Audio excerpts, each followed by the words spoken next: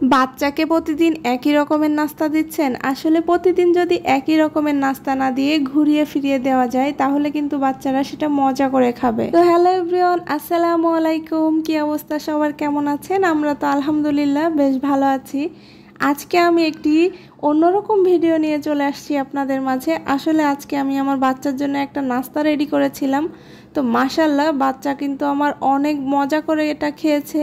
তো ভাবলাম আপনাদের সঙ্গে এটা শেয়ার করি। নাস্তাটা রেডি করার জন্য আমি এখানে ব্রয়লার মুরগির বুকের কিছুটা মাংস নিয়েছি এবং সেগুলোকে পাতলা করে ছোট করে কেটে নিয়েছি। আর এর সাথে আমি অল্প একটু শুকনো মরিচ, একটু রসুন আর অল্প একটু আদা নিয়ে বেটে নিয়েছি। এটা আমার মাংসর পরিমাণ অল্প ছিল, এই জন্য আপনাদের পছন্দ মতো নিতে পারেন।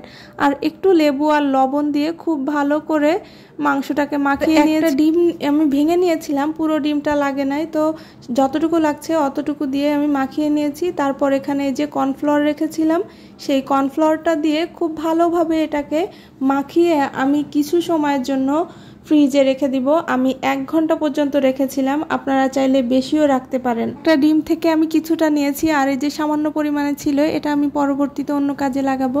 তো এই যে আমি 1 ঘন্টা পরে ফিরে আসছিলাম, 1 ঘন্টা পরে ফ্রিজ থেকে নামিয়ে দেখেন এই রকমের অবস্থা হয়েছে। এই পর্যায়ে কিন্তু আমি 2 রকমভাবে ভাজতে পারি, কিন্তু আমি খুব সহজভাবে করব, এজন্য এর ভিতরে কিছুটা আটা নিয়ে নিয়েছি। আপনাদের কাছে ময়দা বা আটা যেটাই থাকুক সেটাই আপনারা ব্যবহার করতে পারবেন, কোনো সমস্যা নাই। এটা সুন্দর করে মাখিয়ে নেওয়ার পরে এরকম হাত দিয়ে সুন্দরভাবে মাংসের এপিটে ওপিটে মশলাগুলো মাখিয়ে নিয়ে তেল গরম হলে তার ভিতরে এরকম ছেড়ে দিয়ে ডিপ করে ভেজে নিতে হবে খুবই অল্প আঁচে।